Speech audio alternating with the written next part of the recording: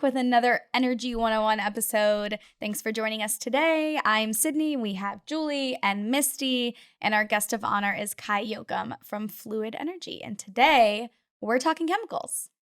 Yeah, thanks for having me. I'm so excited to be here. Of course. This is also Kye's first podcast ever. So, round of applause. Yeah, thank you. Round of applause for me. Thank you for choosing nervous. Energy 101. Oh my God. Yeah, you're right. We're honored. When you become podcast famous, you'll say, started here. This is it. 101. This is history in the making for sure. It is. Yep. So chemicals, obviously super important to all of energy, specifically oil and gas. Mm-hmm. I know prior to recording, we talked about focusing really on drilling and fracking, those specific chemicals. Mm-hmm. I don't know about you guys, but I don't even remember. I'm sure I took a chemistry class in high school, but Periodic table anyway. Yeah. Right. Yeah. No. Chemicals are definitely not my thing. Yeah. Are you a chemical engineer by trade? I am a Ooh. chemist by background. Okay. So, chemist. yeah, I started out at a small college in Chickasha, Oklahoma, University of Science and Arts of Oklahoma.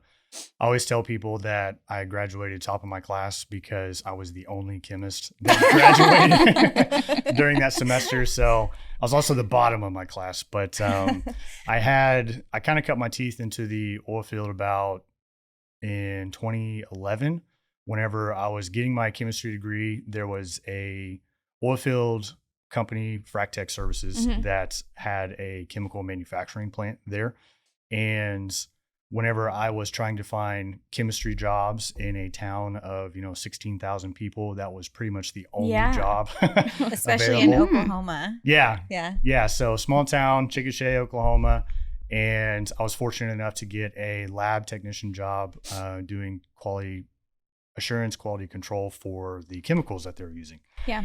And at the time, it was funny because whenever you're in a college class and you're talking about chemicals, you're talking about the formal IUPAC naming convention of like how, a chemical is named. And then whenever you get into the industry, there are trade names that people come up with. And so like that was kind of my first exposure into, okay, Surf Pro 2000, and I was like, this isn't a chemical. Like, what is this? And so I kind of started to realize that people take different chemistries, put them together for whatever application it is that they need to accomplish, and then they call it whatever they want. Right. And then It's kind of like how we say we're going to Google it. Yeah. When Google is just searching. Yeah. But yeah, essentially I would think that that's the same. It's kind of like branded. Yeah. Yeah. So you brand it, you put a trademark on it. And then after working there in a QA/QC lab for a couple years, they decided to shut down that lab, and a new opportunity for a technical center in Houston opened up. Great. And so I got the opportunity to move into Houston, just a couple miles away from here is where I was working. And after being here for about 5 years, bouncing between there, I went to another chemical company called IOC. I ended up moving back to be closer to family in Oklahoma, and that's where I'm at now. Great. Well, we're happy you made the trip down. I don't think I realized that you came from Oklahoma. Yeah. Very excited to be here. And, I don't miss the traffic at all. I know. I was going to say, it must be like, well, I came from Midland, so it's a little bit of the same. Yeah. Not that small, but like just a culture shock coming to Houston from that small of town. I'm sure it was different. Yeah, for sure. It was different. But starting out early in my career in Houston was very valuable just because Houston's the mecca of oil and gas. And I made a lot of really good connections early on that helped me increase my, chemical knowledge base. And I think it's fun to kind of start out by saying that, I started out learning chemistry and chemicals and kind of what that was. And I had no idea what hydraulic fracturing was. Right. And it took me like actually years to really figure out what is fracking, and like what are these chemicals being used for? And so throughout my career, just starting from the chemical side and then asking, okay, why are we Mm-hmm. doing this? What is this used for? That's how I've kind of learned the production drilling frac Right. process. Right. Comes with the territory. Yeah. It's kind of how we are. I feel like every day here, podcast aside, I feel like you never know who's going to be in and out and what conversations are happening. And I'm always like, I feel like I'm just constantly like picking up little Learning. tidbits Yep. right, Yep. that I hear, whether they're accurate or not. Yeah. So when you went to school, I'm just gonna go on your background a little bit. When you went to school as a chemist, did you know you were going to be in oil and gas, or like what were you thinking as you were just interested in chemistry? No, actually, I am a failed doctor, is what it is. Yeah. So Okay. I started out kind of thinking that I wanted to do the biochemical route, so that way I Gotcha. can go become a doctor. Right. And then realized that I hate biology classes, Mhm. and I didn't like memorizing different body parts and things. Yeah. And it just wasn't where my passion was. I Right. had family that was kind of pushing me to do that, and then after doing that for about a year and a half, I had a lot of math and science courses completed already. Mhm. And it would have basically getting my chemistry degree was the fastest route to getting a degree. To getting out of there. Yeah. Yeah.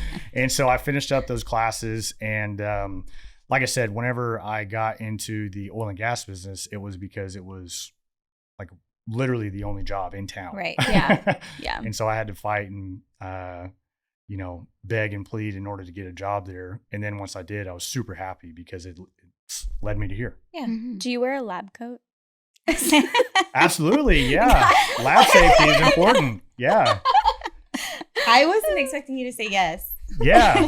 Well, when you're working in a lab, of course, I mean, you've got to wear Yeah. the goggles, the gloves, the lab coat, because at the end of the day, when you're working in a chemical manufacturing plant, even if you're just in the lab side of it, Yeah. you're doing a little bit of R&D, you're handling, volatile chemicals that Mhm. could stay with you, like on your hands and stuff that you don't want to take home to your kids and things like Right. that. So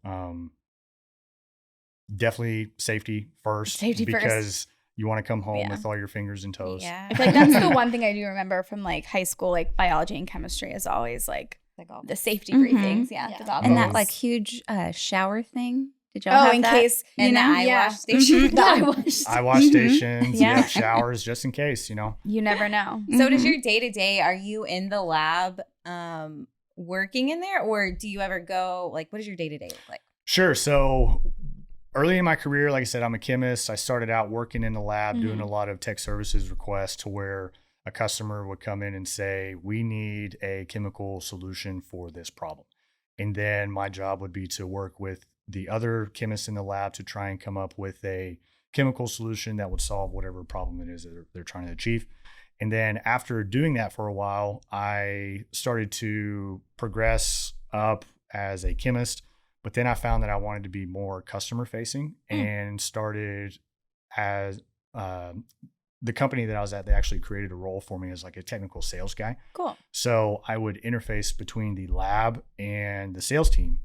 And so that is where I learned how to communicate with the end user, because like in a laboratory setting, it's like you're sitting in a room like this. It's got all the instruments that you need, and then you just hear information from other people that's saying, hey, I need you to do this.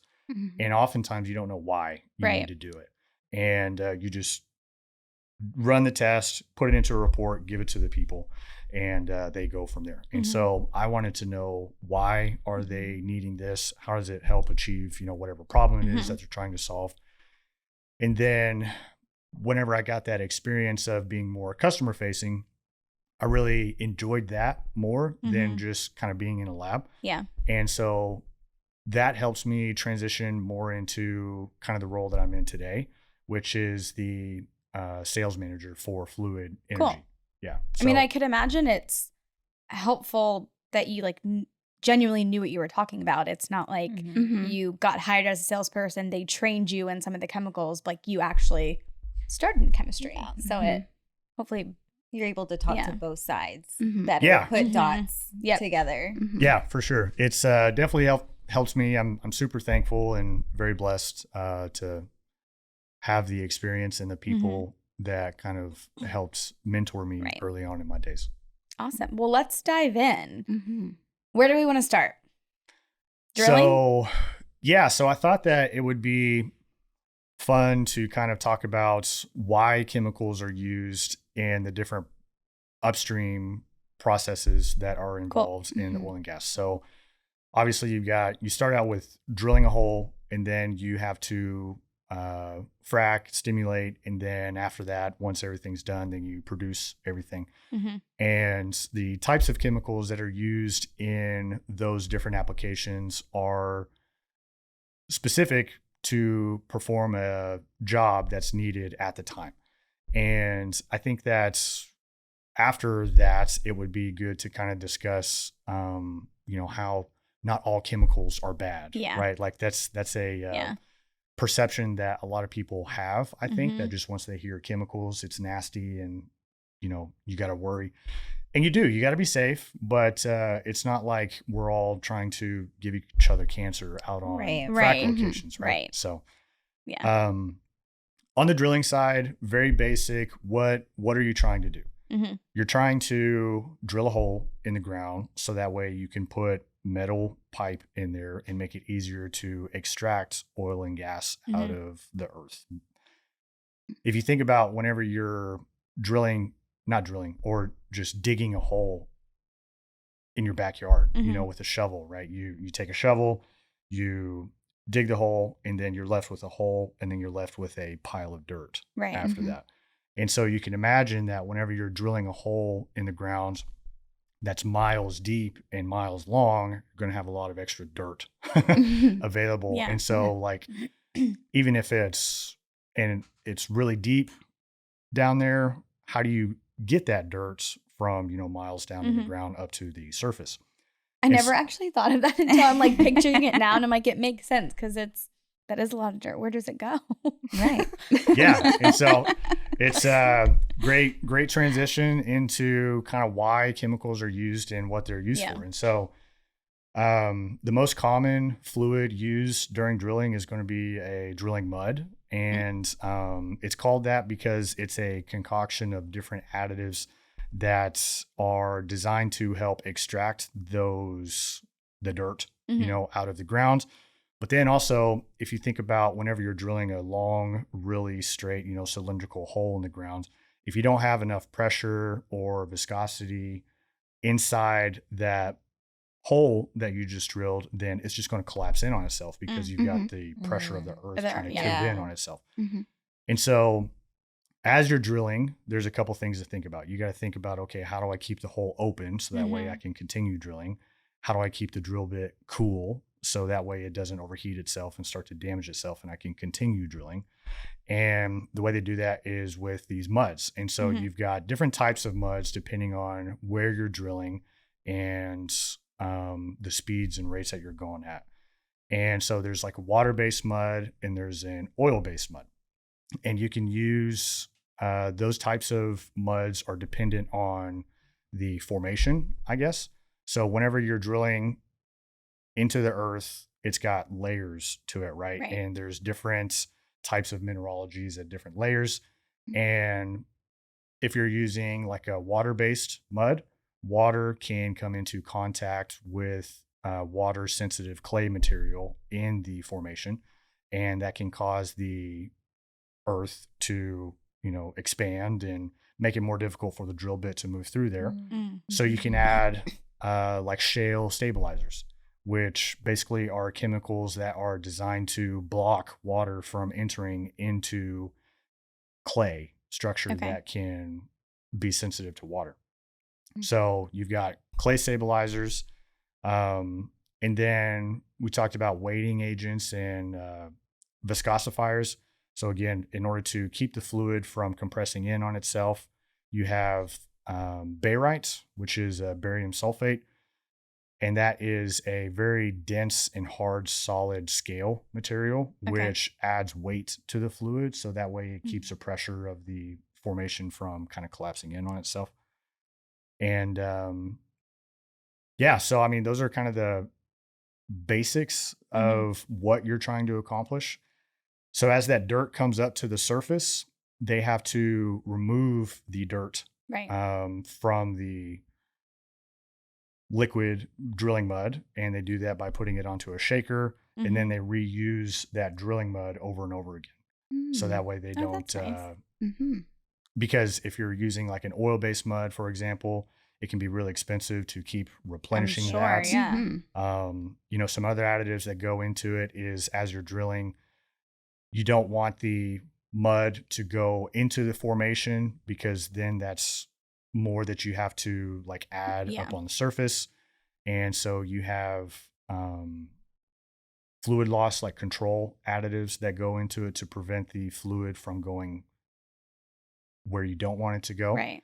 And then you've got lost circulation material, which again helps keep that material all within the mud. Because if you're using this fluid to extract the solid material out, if you lose that material, then it's just more costly to the chemical operators on surface to have to try and replace it. I was just going to ask, I know you said chemical operators, so I'm assuming this seems like a very big like puzzle piece that can like ebb and flow and change depending on like how far down you go and where you're at in the process. So I assume there's a chemical guy or woman that's on site just making sure So everyone's using the right chemicals at the right time. And to add on to that, what is like the mechanism to get it down in the hole? Like, just pour it. Yeah, so the way it works is the drill bit is like hollow on the inside, and so whenever you're pumping fluid through like the inner part of the drill bit, and then it kind of like comes out and then up around the annulus like that. That's not what I was expecting. Yeah. So the fluid kind of comes through, and then you drill it. As it's drilling it, the fluid comes out and helps cool down the bit, so that way it doesn't get damaged, and then circulates up and around. And then on the surface, you definitely have guys that are mud engineers to where they're mud engineer. Yeah. Are they called like mud loggers too? Mud loggers, Mud yeah. loggers? Are those the guys in the trucks that are they in a truck that like, is there a truck pumping all the mud into the hole? Yeah. Yeah. Okay. So there's a large tank to where you can like see the mud coming out from the ground, you know, and there's like these little catacombs you can watch over or like step over it and kind of see what it looks like. And their job, the mud loggers, is to collect the dirt, which is also called cuttings, because it looks like small little pieces of like gravel. So they'll collect the cuttings at different depths, and then they will take those cuttings and run them on an instrument that's called an X-ray diffractometer. And what that does is it tells you the mineralogical composition of the cuttings and gives you an idea of, okay, this area is a little bit more difficult to drill in because it's got more swelling clay in it or something like that. Gotcha. And then once they get to the pay zone, which is where the oil and gas is in the horizontal section, what you're looking for there is kind of like consistency in the mineralogy, right? Because the oil and gas, it's in layers and it, you know, is miles around everywhere. And if you're drilling a straight horizontal line, the mineralogy should be pretty much the same, right? Of course, there's going to be ebbs and flows and the mineralogy is going to change, you know, different depths and things like that. But once you identify the target pay zone, if you can stay there, all the mineralogy should be pretty much the same. Cool. Yeah. What's next in the process? Yeah. So the hole's drilled. Yeah. So We're ready to extract. Frac? Not yet. No, we frack. Oh. We don't frack yet. Not yet. No. Oh. My God, what comes Because next? yeah. So now after you do the drilling part, you have to remove the drill bits from Important. Yeah, you have to remove that without, again, causing the hole to collapse in on itself. And then you have to insert steel pipe in there. Right.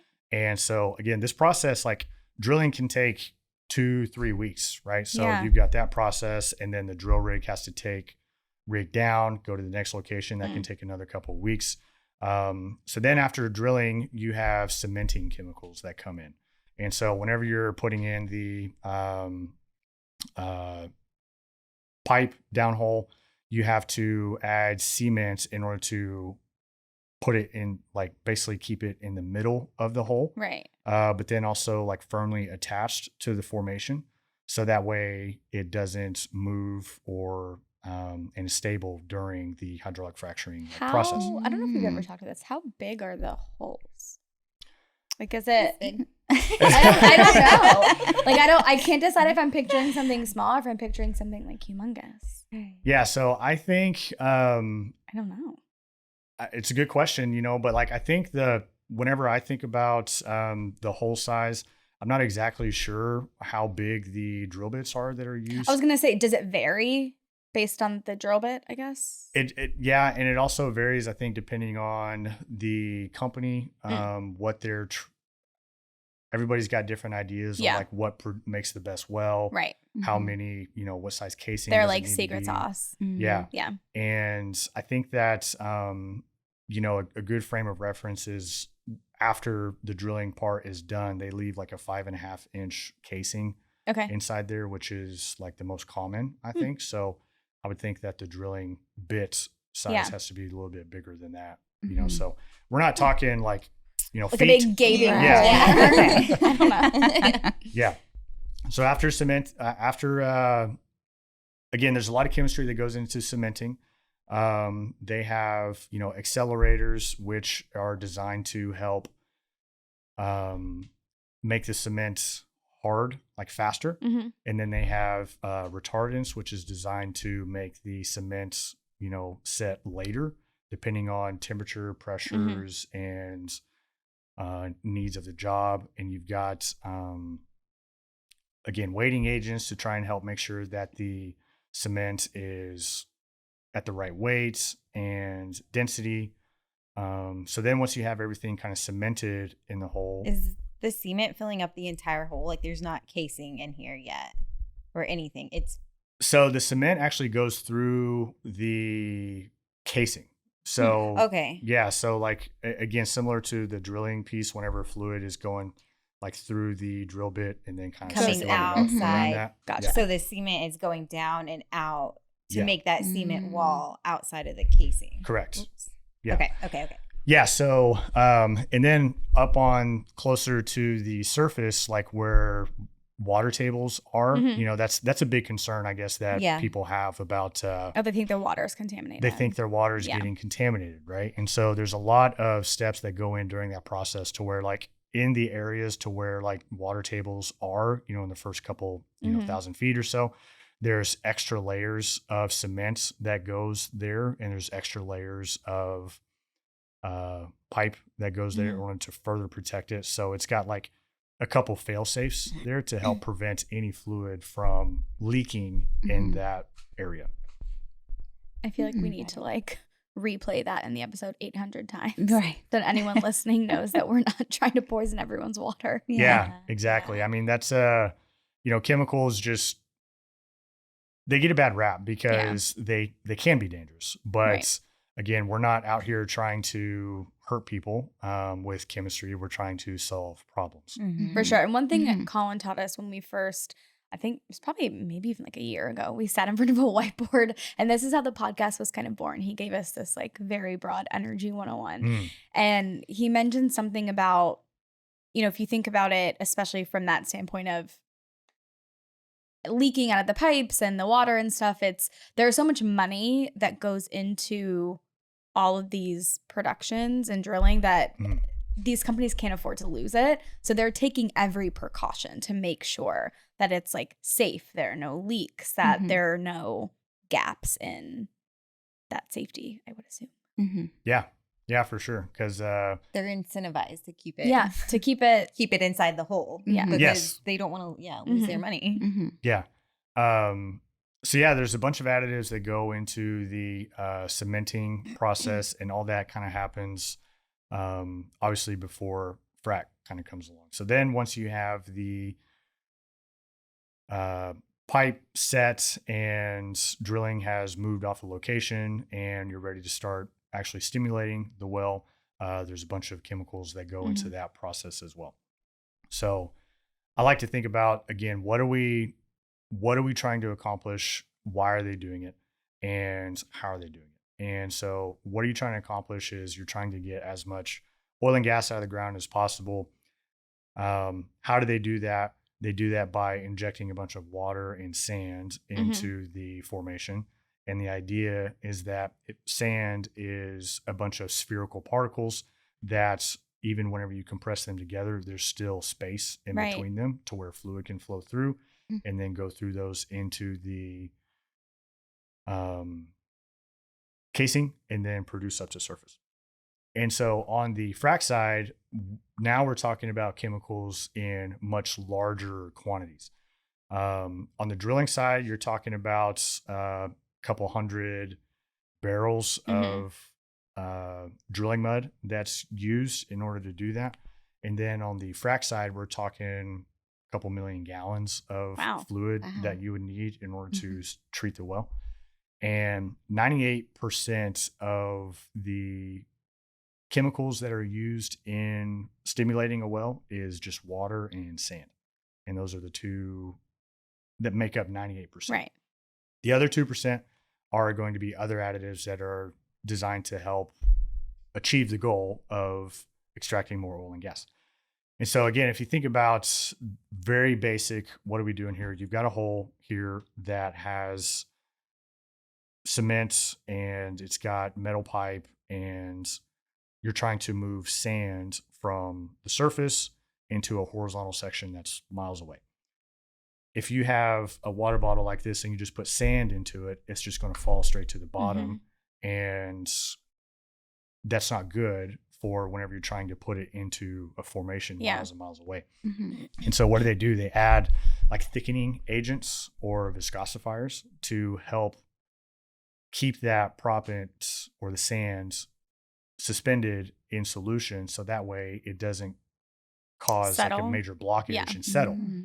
Because if that happens, that's called a screen out, and that is really, really bad to occur on a frac location, because that means that you have to shut down everything and figure out how to remove that sand so that way you can continue pumping fluid. So someone's getting in trouble. Right. Someone's getting in trouble. How do you know if you have that blockage? So you've got a bunch of engineers and like company man the company man is on location and in charge of everything that's kind of going out there. And inside the data van, they're watching pressure charts to look at, okay, what's the treating pressure look like? And you can imagine if you have a hole that is blocked, if you try and pump through it, you're going to see pressure spike like crazy. And so you can see a large pressure increase whenever you see a blockage like that. You can kind of start to see it occur even before it actually starts occurring. So, and that's where the experience of a good company man who's seen a lot of those charts, comes into play, and they can try and prevent that from happening by either decreasing the sand amount that they need at the time, or increasing the amount of viscosifier that they're using or something like that. Who makes that call? The company man, or do the mud engineers know okay, yeah, we're hitting this pressure? The company man's like, hey, something's going on. Does the mud engineer figure it out, or like you said, the company man? It would be the company man. Yeah. Okay. Because if you think about, so this is, again, I'm still learning and everything new in the industry. What I didn't realize until a couple of years ago is that the company man actually works is a consultant basically for the operator. So the operator could be, Conoco, Chevron, or somebody like that. And they hire a representative that is there on location to make sure that the job designs that, Conoco or Chevron want executed are executed. Yeah. And then everybody else out on location is with a different service company that provides some other type of service. And so really at the end of the day, the company man is the one who is responsible for all the calls, all the operations. All operations. Yeah. It's a lot of pressure. Yeah. I know when Colin used to work on the rig, if anything would ever happen where the pressure spiked, he's like, it's going to be a long night of fishing out whatever it is. There's so much nuance that goes into it. Yeah. So after So again, that's what you're trying to do. You're trying to just get sand into a water medium to go into these fractures that you want to create, miles down in the hole. So if you just use water and sand, though, there's going to be a lot of problems that occur if you don't add some other additives to it. And so like one of the most important ones that needs to be added to it is called biocide. And biocide is used in all different kinds of industries. It's used in, laundry, detergents, households, industrial applications to get rid of harmful bacteria and microorganisms that, and the reason you need to get rid of those in a oil field setting is because those microbes and bacteria can cause corrosion. And so corrosion is really bad, obviously, for steel pipe because it creates holes in places where you don't want holes to be and can cause fluid leak off and casing degradation and things like that. So biocide, that is one that I would say out of like all the chemicals that are used on a frac location, that one is the most dangerous because it stands for like life kill, One of my questions was going to be which of these chemicals can kill you.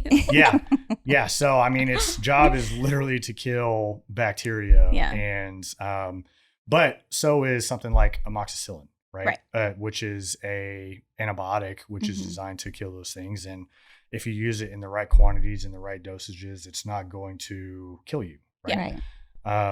So you could say that like bleach is again another one, but we all use it in our homes to clean stuff.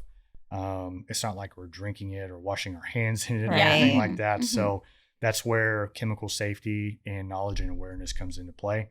Yeah. I have a question about the additives. Are they pretty that 2% of additives that you have to use? Are they pretty standard across the board, or like does every operator do they like have a secret recipe that they like don't like to share, or is it like standard, this is what everyone uses? Yeah, so the industry kind of goes into waves of what is kind of popular at the moment, I think. And same thing with chemicals, you can tell really good stories with different chemicals, right? Like if you think about this just being a bottle of water, it doesn't seem that exciting, but if you say like, hey, I got this bottle of water from the Alpine mountains, and it's, Yetis used to drink it, and it's the best water ever. It tastes the greatest. Like there's a story that you have to tell in order to sell this liquid, right? And as far as chemical theory in hydraulic fracturing goes, like it has changed ever since I kind of first started. And so engineers used to have this idea that whenever you were creating fractures, you wanted this really like bimodal fracture wing is kind of what they called it, to where you have like two giant fractures that are filled with proppant sand. And that is the best way to do that is with like ultra high viscosity. So you want super thick, high viscous fluids that can generate these large fractures. And so what they would use at those times is like a crosslink system is what the generic term was kind of called. And a crosslink system consists of multiple additives, including one like guar or cellulose gum, which are naturally derived derivatives of like bean plants and things like that. Guar is actually used a lot in food for viscosifying things like ice cream or yogurts or things like that. So you add this guar to the fluid to help increase the viscosity just by a little bit. And then the unique property about guar is that you can increase the pH of that fluid. So you need a pH adjuster. That's another chemical that gets added to it. And once you get up to a pH of around like 10 or 11-ish or so, then the guar becomes available for crosslinking. And what it crosslinks with is a common known chemistry is like borate. Oh, yeah. Yeah, so borate is a common cleaning additive that's used. Borax, just literally borax can be used And whenever you add the borax or the borate to the guar at that high pH, it cross-links. And basically what that means is it gets ultra thick. So without the cross-linkers, we're talking about in terms of centipoise, maybe 5, 10 centipoise. It's a unit of measurement for viscosity. And then whenever you add the cross-linkers, it gets up to thousands of centipoise. Gotcha. Super thick. You can hold it and mold it in your hands. It's so thick. They actually used to do a lip test out on locations, kind of what they would call it. So they get a sample of the chemical, they put it into a cup like this, and a good lip test is where you can kind of like tilt the bottle like that, but then the fluid will come back up into the bottle. Gotcha. Mhm. So it'll like kind of do that. And because it's got some elasticity to it, and that used to be kind of the ideal frac fluid of choice. But if you think about that on a frac location, it's difficult because you have to have hydration units, which are used to basically hydrate that guar material. You have to have a high pH adjuster, and then you have to have a crosslinker in order to get that. And then depending on, temperature conditions, you could add thermal stabilizers to it, oxygen scavengers or whatever. Since I started, that was kind of like back in, 2011, crosslink systems were kind of all the rage. And then now this chemical and operator industry has kind of focused more on slick water stages. Okay. And the difference between that is you're using a less chemicals in order to try and do all the same things that a viscosified crosslink system would do. And part of that transition had to do with how do we change the story of how a good fracture model looks like, right?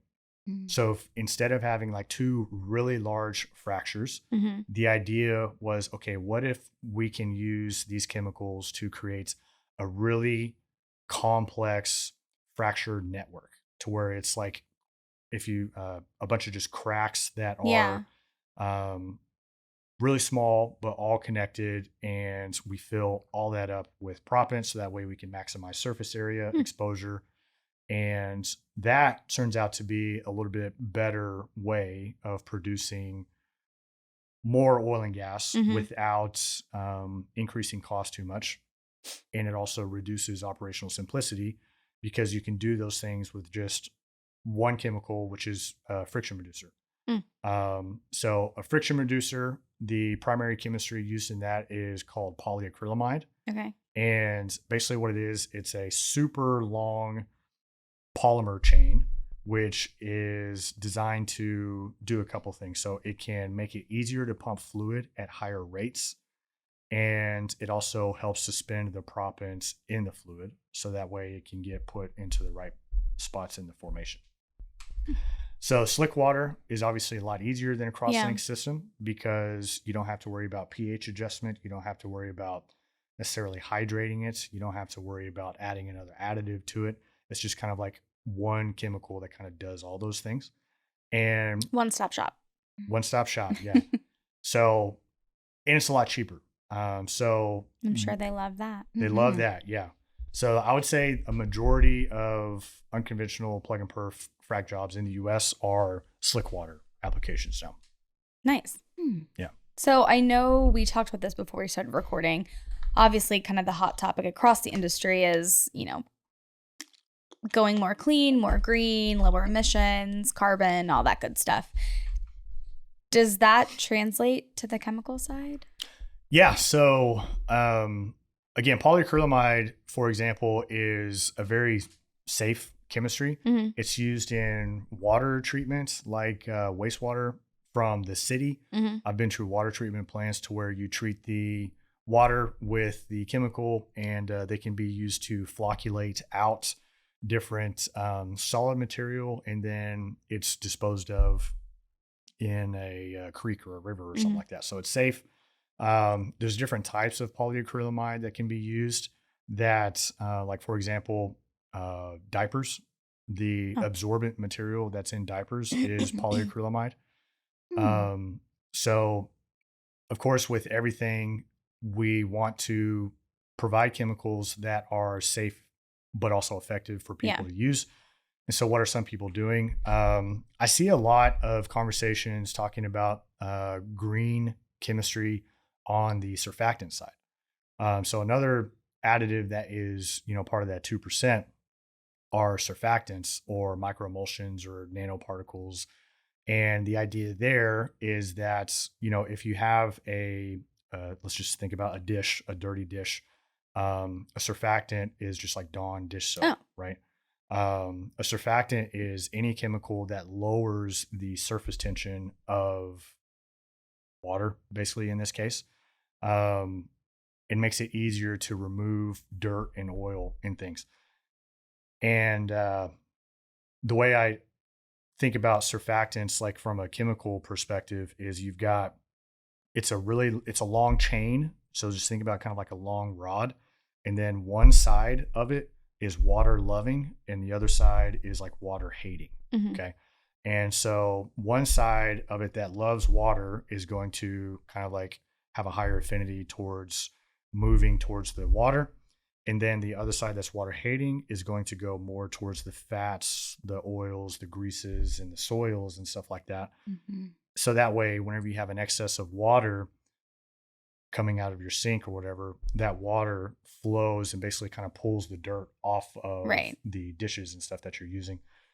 Same thing with oil and gas, is that if you use a surfactant, it can help remove more oil and gas because you're binding the surfactant kind of with the oil, but then producing it back with the water and stuff. So it's an effective chemistry to help produce more. Mm-hmm. And there's different types of surfactants that can have different environmental impacts depending on how they're disposed of. So there's trillions of different types of surfactants and different surfactant combinations out there. Some surfactants you can mix with another and it would actually cause like synergies and make them both perform better. But again, some of them, if you were to use them on a wastewater or industrial application and it were to be disposed of into a lake or a stream or something like that, it could have negative impacts like on the fish or the wildlife or something like that. So there are certain chemistries that aren't used because of the environmental effects that it could cause. And there's a lot of chemical companies out there that are trying to figure out, okay, how can we create like bio-based surfactants or, biosurfactants to where they'll take like a yeast culture and then use it to ferment and it'll create a surfactant that is, 100% biodegradable after that. Oh, cool. So if you can, anytime that you're looking for a chemical solution that is biodegradable, that's kind of like what the best case scenario is. But biodegradation usually means that the product is a little bit more expensive and it may not be as effective. So that's part of the challenge of figuring out, okay, what do we know works conventionally? And then how do we replace it with something that is safer, greener, better for the environment? It seems like a lot what we've talked about today, at least what I'm taking away is, I think people probably don't realize that a lot of the chemicals that go into producing oil and gas are also in a lot of our like daily household things. Exactly. That they're all crossing over. So it's, in theory, we're not really using anything that's some crazy futuristic thing that if anyone like inhales it, you're going to die. It seems very basic. Yeah. It is basic because you don't want to make it too complicated. Simplicity, the easier, more efficient things are, better it's going to be for everybody. And especially on the chemical side, like there's just certain chemicals that you can't use at all. Right. For example, on the frac side, BTEX is a common acronym that's used to say we don't want or we need BTEX free chemicals, which is like benzene, toluene, ethylbenzene, and xylene. And those are all, pretty nasty solvents that come from hydrocarbons. But you don't want them like in the water because they're potential like carcinogens and can cause cancer and things like that. Yeah. So safety first always is the name of the game with chemicals. Yeah. Love it. I feel like that's a good like wrap Yeah. up. Safety Yeah. first. Yeah. I'm going to tell a quick story. I was just looking up. Because I know my dad. So my dad worked at Halliburton for 40 years. Okay. He was actually a biochemical engineer, I Okay. believe. And years ago, like 2003 or something, he won some type of award at Halliburton where they created the technology of fracture fluid or something along those okay. lines. I don't know. To this day, when I read it, I'm like, I don't know what that means. That means that means. But as you're talking, I'm like, wait, I think I could go back and read that now and actually make sense of like what he did. So he has early onset dementia, so I'm not able to go and talk to him and be like, what did you do?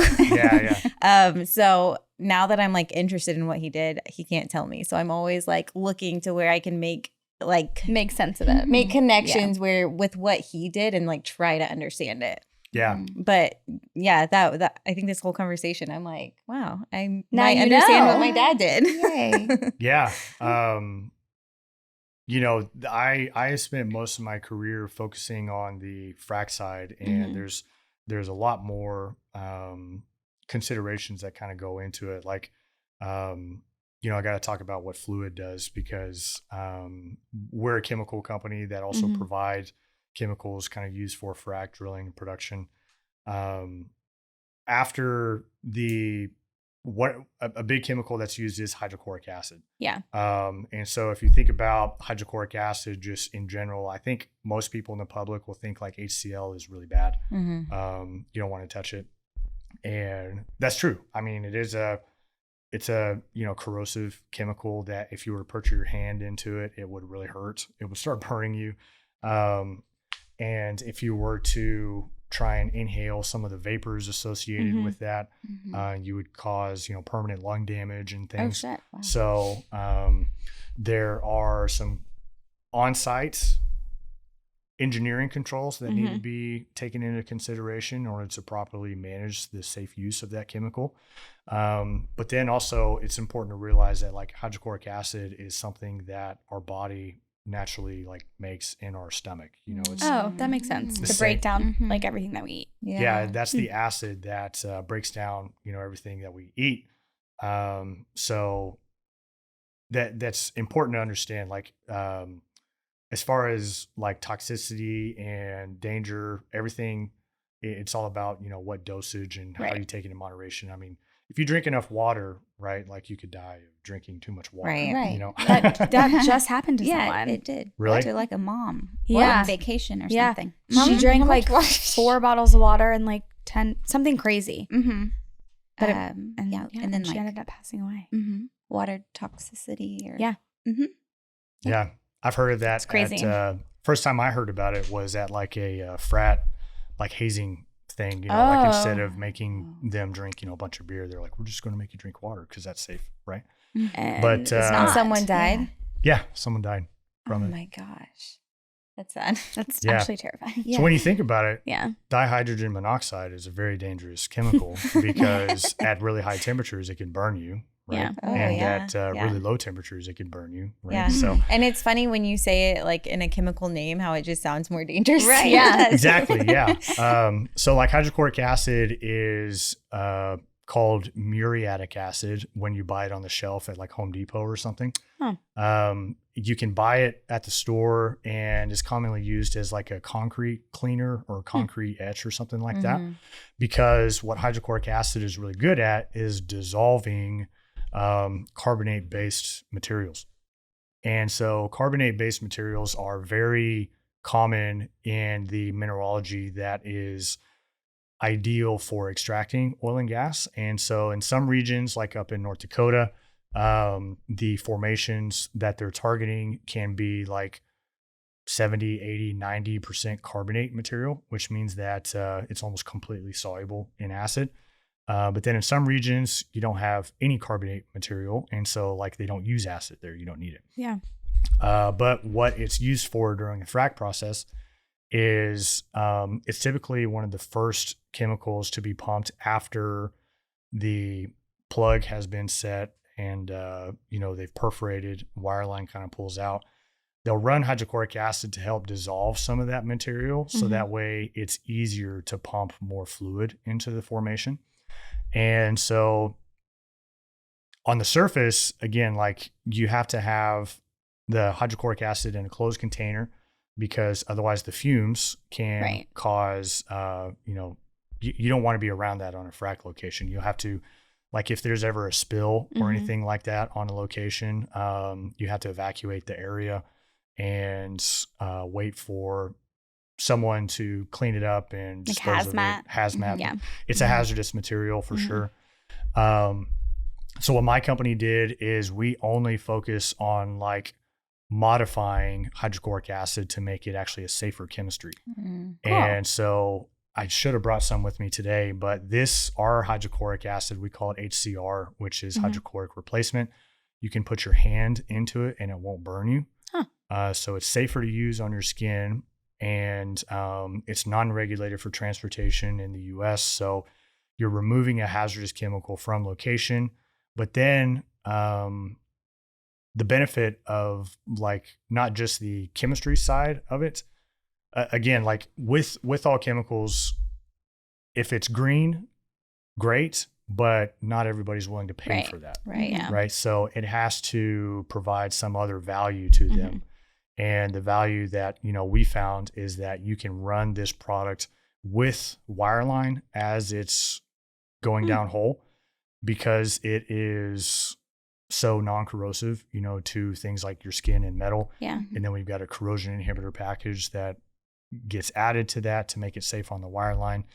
And just by changing the process in which the chemical is used, you're able to save a significant amount of time during these jobs. Sure.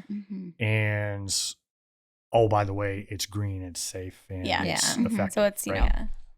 You So can it's put that actually, out there. saving them money by Yeah. getting it done faster. Yeah. Yeah. So that's a great kind of success story that I've seen of chemicals being used to kind of make things safer out on location. Obviously removing a hazardous material is really nice. So on the frac side, you've got, acid, you've got viscosifiers, you've got biocides. I feel like we should include a little like glossary. Right. Yeah. Yeah. There's scale inhibitors, there's clay control, corrosion inhibitors. I mean, like there's all the different types of chemicals that go into it. And this is only up until fracking. That's just still a frac part. Yeah. Jeez, I feel like we need a part 2 for like, you fracked. Now, here comes Upstream. part 2 of all the other chemicals. Yeah. So we haven't got to Jeez. midstream yet, right? And there's the midstream and then there's the downstream chemicals that are used for that, and then production. So after you simulate the well, after everything has proppant has been put where it needs to go, then you're ready to start extracting the oil and gas. The first thing that comes out is kind of all that water that you just put down there. And so the question is, how do we treat that water? What do we do with it? Can we recycle it? Can we reuse it? Because water, depending on where you're at, is a precious commodity that needs to be recycled and reused as many times as possible. So that way you're not consuming, city resources or draining more water from lakes and ponds there are and rivers. entire companies that just do water. Is that, this might be a really stupid question, is that separate from the water that's produced from the well? So there is 2 separate waters. Yeah. So you've got like your injection fluid, which is, the water that you take from the surface in order to put the sand down hole. But then there's also water that has been trapped with that oil and gas material down in the earth for millions of years. And some of that is going to start coming back up to the surface. And that water that has been trapped underneath the ground for millions of years has had a lot of time to react with the formation and dissolve as much salts and minerals and stuff into solution that over millions of years, right? Right. Mhm. So you can have, I guess, just for like a frame of reference, you can have like drinking water. If you were to run an analysis on this and look at how much calcium, magnesium, potassium, chloride, all that kind of stuff is in there, and you were to add it all up, you would say that, okay, drinking water has maybe like 100 ppm of total dissolved solids or something like that. ppm stands for parts per million. Mhm. And total dissolved solids is a unit of measurement to identify like how much stuff is in water. Whenever a produced water comes back, again, depending on which formation you're in Right. and what levels and depths you're at, it can come back at anywhere from like 20,000 TDS to like 200,000 TDS.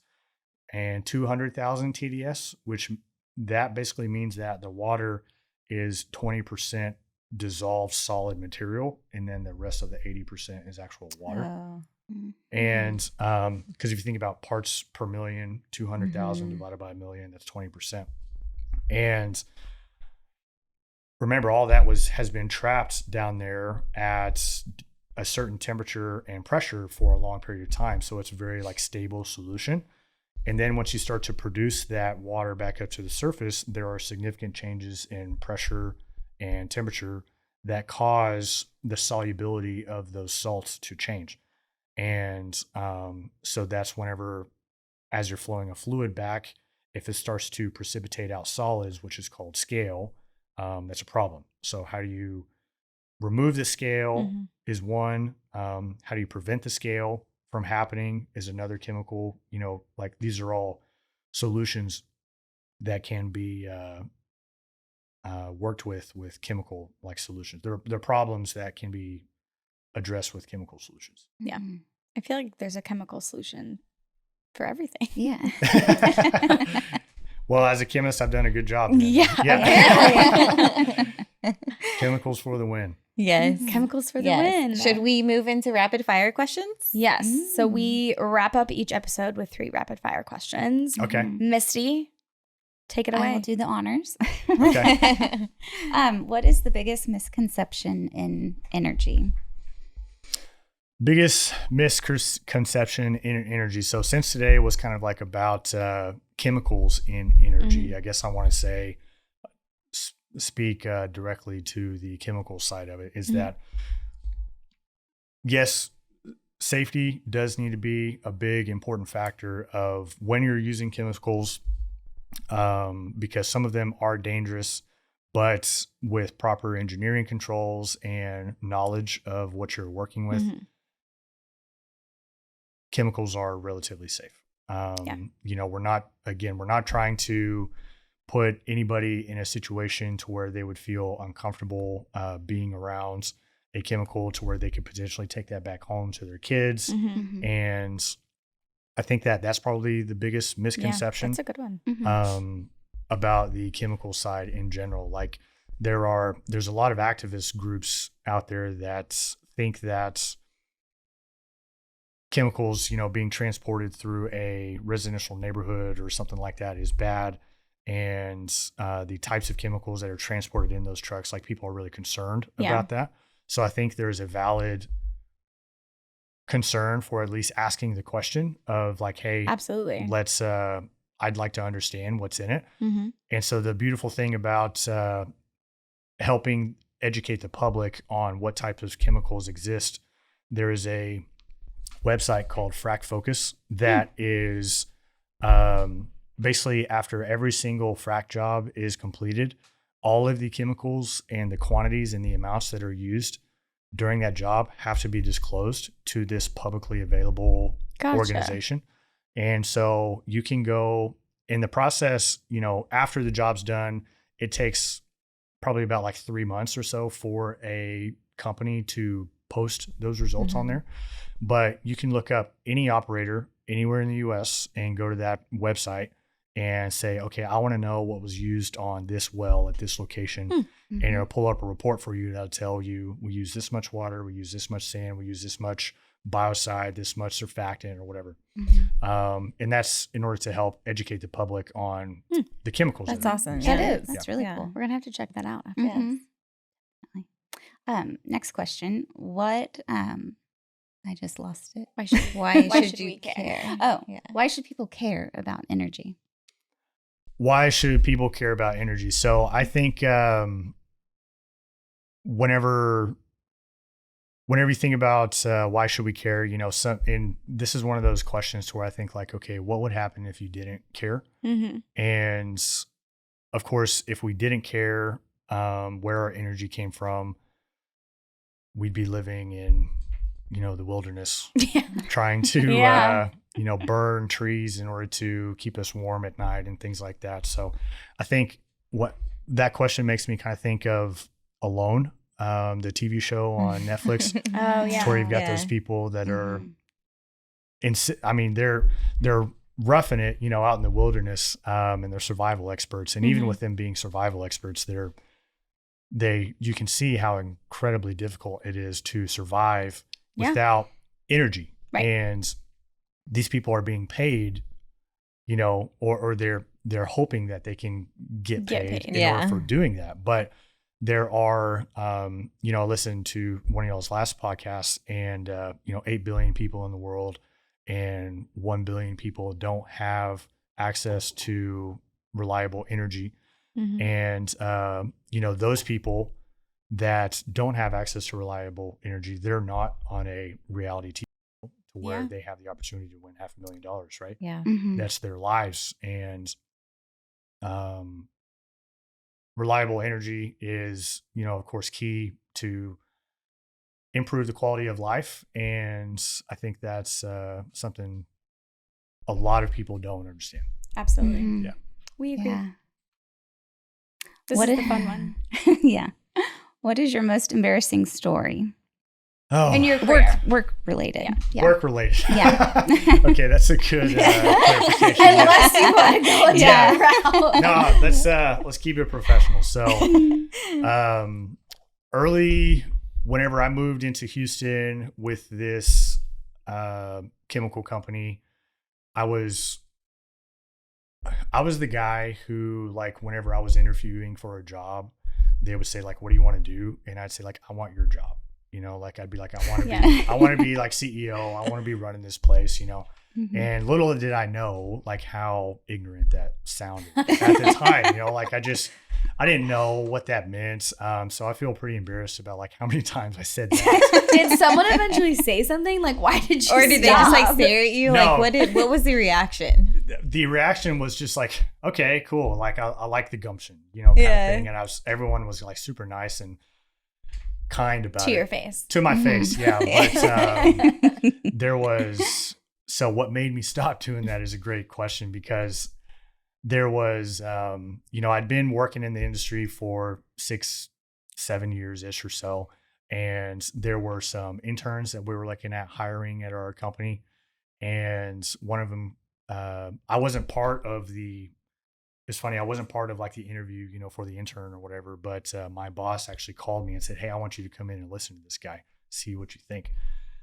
And him and I had very similar personalities, Mhm. I guess, as far as, being go-getters. You and We the wanna- intern? Me and the Or the- intern, okay. yeah, sorry.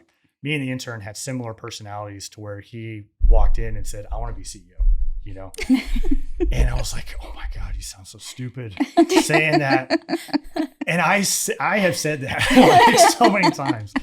And so I guess that's probably my most embarrassing story that I can. And that's like an ongoing. Mhm. yeah, It's like There you that think was about an it and it's ongoing, like, yeah. yeah. And I just kept like doing it. But I think what makes it even more embarrassing is I didn't realize it was embarrassing. Yeah. Until Yeah. Until you heard Later. someone else say it. yeah. And I was just like, you sound like such a. But, Did the intern get hired? He did. Oh. Yeah. So it worked. Yeah, and it worked out. So I wonder if he's come to that realization yet. Right. I don't know.